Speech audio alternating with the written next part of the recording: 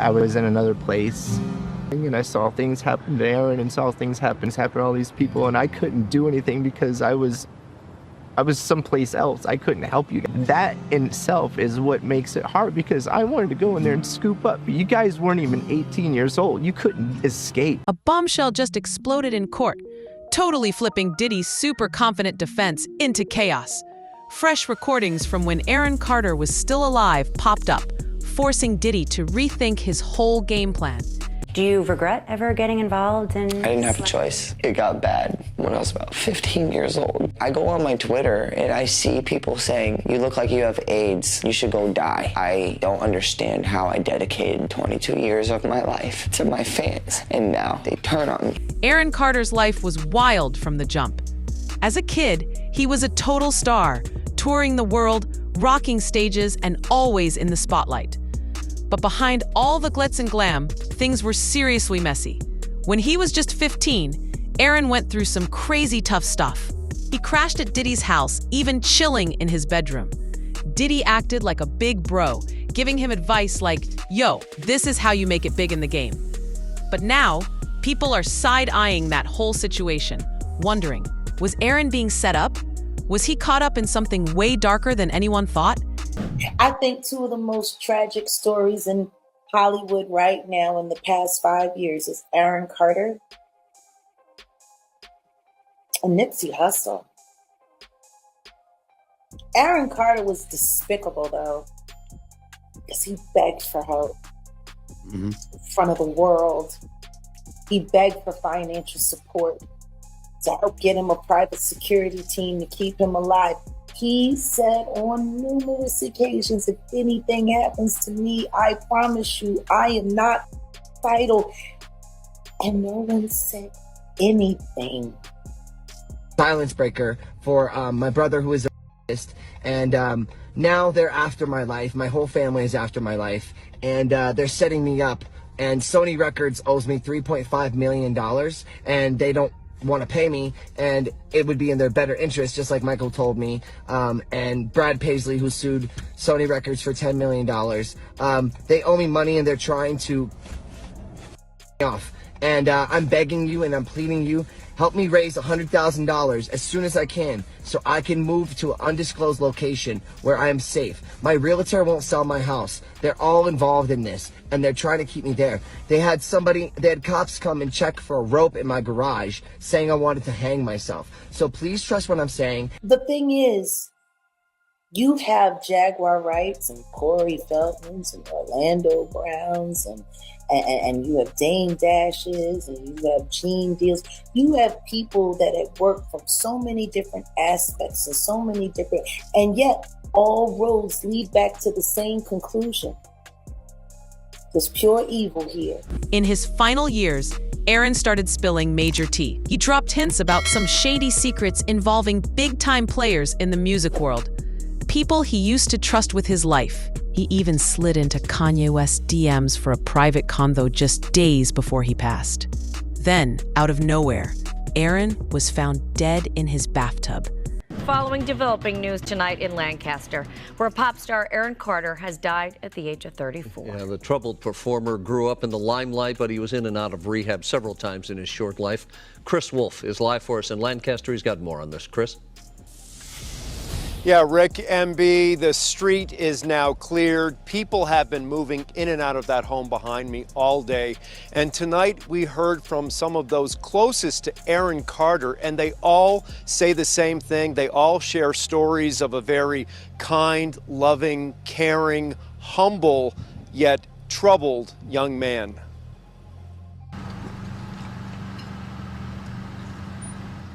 It's the tragic death of a young performer, and now family, friends, and fans around the world are suffering the loss. Singer, rapper, actor Aaron Carter is dead at the age of 34. Oh my God. Carter's close friend and stylist shared this video of a recent birthday celebration for Carter's fiancée, Melanie Martin. She is also the mother of their 11-month-old son, Prince. It's very painful, very, very painful. I talk to him 2 weeks ago, he was at the dentist and he FaceTimed me. He said, come over. And I said, I have work to do. I wish I could have just go see him at least one more time. LA County firefighters say they received a call about a drowning. The LA County Sheriff's Department says a house sitter called 911 around 11 a.m. Saturday to report a man unresponsive in his bathtub. It was Carter. Here's where things get straight up weird. Kanye, who's never afraid to call it like he sees it, said Aaron's death wasn't just some tragic accident. He pointed fingers at Harley Pasternak, a Hollywood trainer with some serious connections. Kanye claimed Harley might have had a hand in it, and even said Harley once threatened to lock him up and dope him up with drugs if he didn't follow orders. Some folks think Harley's like a behind-the-scenes puppet master, controlling celebs like they're on strings. And get this, Harley's name came up in Diddy's drama too. November 19th, 2016, a week and a half after Donald Trump won the presidential election, Kanye West, now known as Ye, held a concert in Sacramento. Most people in the audience were, of course, young people and presumably Hillary Clinton voters and presumably deeply disappointed by her loss a week and a half before. 2 days later, Kanye West was in the hospital. Well, at the house of his family's exercise trainer, a man called Harley Pasternak, West apparently suffered some kind of mental break. Pasternak called an ambulance to pick him up. West was taken away, and then he was sedated with at least 7 different psychiatric medications, including benzodiazepines, lithium, sleeping pills, and olanzapine. News reports suggested that West had experienced a profound psychiatric episode. He'd gone completely off the deep end.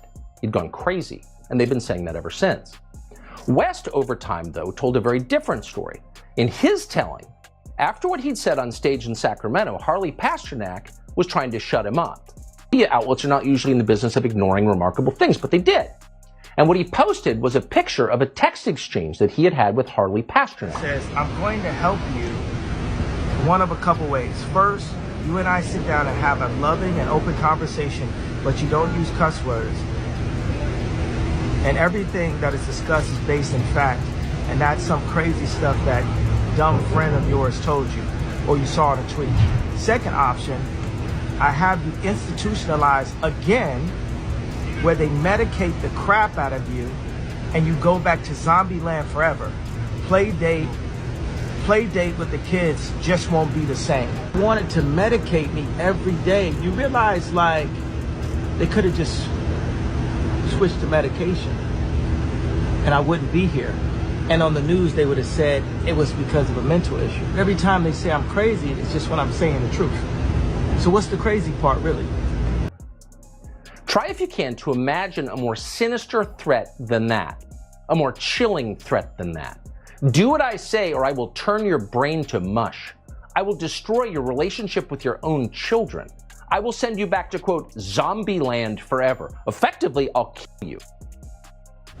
Kanye said Diddy was throwing threats his way, acting like a middleman for some powerful people pulling the strings. With no Instagram, nobody living, nobody, and I don't want to hear shit from none of these niggas, Jewish niggas talk about, oh, he's in an episode. Harley Pasternak followed me to the fucking hotel. Then kill Aaron Carter, and now they acting like they won't clear the Backstreet Boys sample.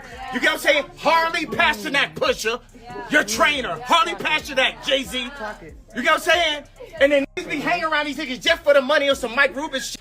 I slap the shit out of Mike Rubin. I see that. You know what I'm saying? It's like, yo, fuck these niggas, bro. Fuck these niggas, you know what I'm saying? I'm on my Farrakhan Don shit right now, bro. Because guess what? These Yeezys gonna sell. They sabotaged the show today. They sabotaged the Instagram. They cut off the fucking Adidas contract. They did all the shit. Then they want to go get light-skinned Ye. You gotta... Everyone keeps trying to tell me I'm diagnosed schizophrenic and bipolar and manic. And that's what I said. And instead they clipped it to where it says, I've been diagnosed bipolar and schizophrenic, all for clickbait. Okay, well, my ex-mother-in-law was schizophrenic, and she would talk to herself. She would hear voices. Okay.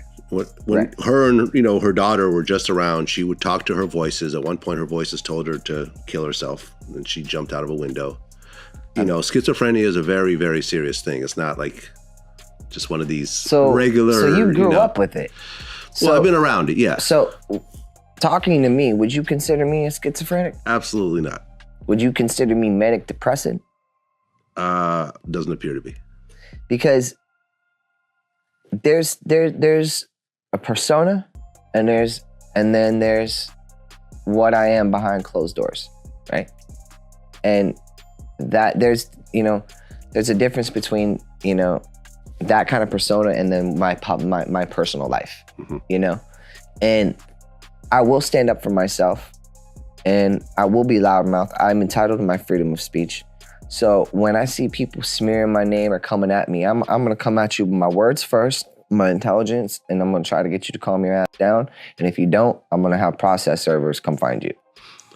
When you hear that Wade Robson claimed that Michael Jackson was molesting him and now he's suing the Jackson estate and so forth, well, what's your take on that? Who's suing? Wade. He's suing the estate. Yes. Him and the other guy are both suing. Why can't y'all go out and make your own money? Get a job at freaking Starbucks or something, man. Come on. I mean, Jesus Christ, bro. Like, sorry to use the Lord's name in vain, but like, yo, man. Why you gotta go after him? He's got kids. He's got an executor of the estate that runs it great raffle. Like, I don't understand why. Don't you see the pattern? They wait till they're gone to accuse them of being pedophiles. So nothing improper has ever happened to you, I mean, Michael. they don't do that to me. They're calling me a pedophile. So nothing improper. And I'm alive. So nothing improper between you and Michael Jackson ever. Absolutely not. Absolutely not. It's full. I mean, I'm writing a book, and I'll talk about it a little bit more in depth when the book is finished. But absolutely not. And that's why I'm so appalled by it. It doesn't make sense to me. It doesn't make sense about Luke Perlman because he never did anything like that to me. It never made sense with Michael Jackson because he was nothing but nice and kind and loving to me. I smoked weed with Michael. Okay. Like, how old were you when you knew? I was 15, 16 years old. Okay. I did the song What More Can I Give? He called me in to do the song with Luther Vandross. He picked Luther, Usher, Celine Dion, me, my brother, and Destiny's Child, and Billy Gilman. And those are the people he picked to do What More Can I Give? Well, from your perception, why do you think a grown man like Michael liked to be around children like yourself? Well, he told me, and because I asked him, you know me, y'all know me now, I'm very candid. I was like, so what's up with like, your thing with like the little kids and like your statues around your house of like Peter Pan and stuff? It's like, what's up with that? Why'd you call it why are you calling it Neverland? Like, you want to live forever? Like, no, he started giggling, and he said, because the best way in the music industry to stay relevant is to always keep instilling a positive message into the younger youth. Fast forward to November 5th, 2022, literally the day after Diddy's birthday. Aaron was found dead at his place. At first, the cops brushed it off as just another sad addiction story. But hold up, things weren't adding up. Neighbors Anthony and Amanda Chevelle, who are both trained medics, caught the emergency call on their police scanner and rushed over with a defibrillator, ready to save Aaron's life. But when they got there, Aaron's house sitter was acting super shady. She blocked them, locked the door, and bolted away from it. When the cops rolled up minutes later, she tried to keep them out too. Like, what's the deal? Later, officials said Aaron drowned in his tub after inhaling compressed gas. But here's the kicker. It took 5 whole months for that toxicology report to drop. Normally, those tests don't take nearly that long.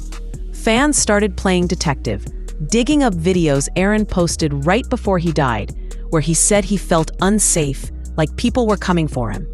And his life was straight up in danger. Even his family was shouting foul play from the rooftops. Aaron Carter was found dead in a bathtub in his home in Los Angeles last November.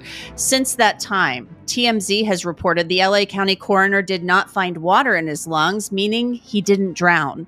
Carter's mother, Jane Schneck, posted photos on Facebook that show the bathroom where her son was found.